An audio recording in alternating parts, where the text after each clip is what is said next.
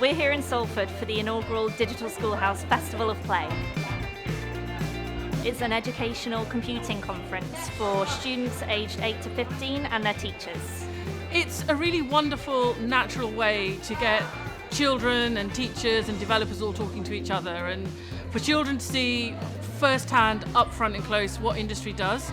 We've got a great range of workshops taking place here today that cover a variety of topics from game design through to game development and careers advice. Workshops are just a fantastic way to actively do some amazing learning. Through teamwork and inspiring one another, we get a chance to be on our feet, playing and having fun, while also asking questions and learning new things in an experiential way. You'll see the whole process. You'll see how to sculpt things, how to animate things, how to add effects, how to add music, how to add logic. You'll see all of these elements in a very, very short capacity.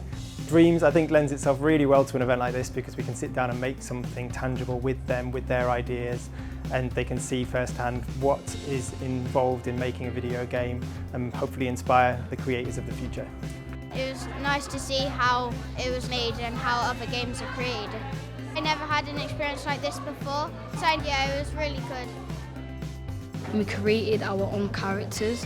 We did like an octopus mixed with a dog. I'm not a dog or an octopus, I'm a monkey.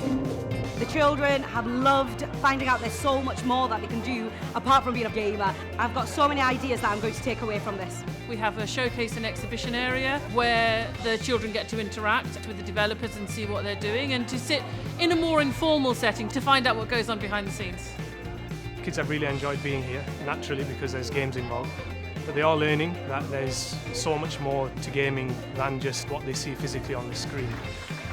This event is going to grow year on year, and there's room for even more schools to get involved, and I know that there are more brilliant studios out there who have wisdom to share, and so we're really excited about the future of the festival.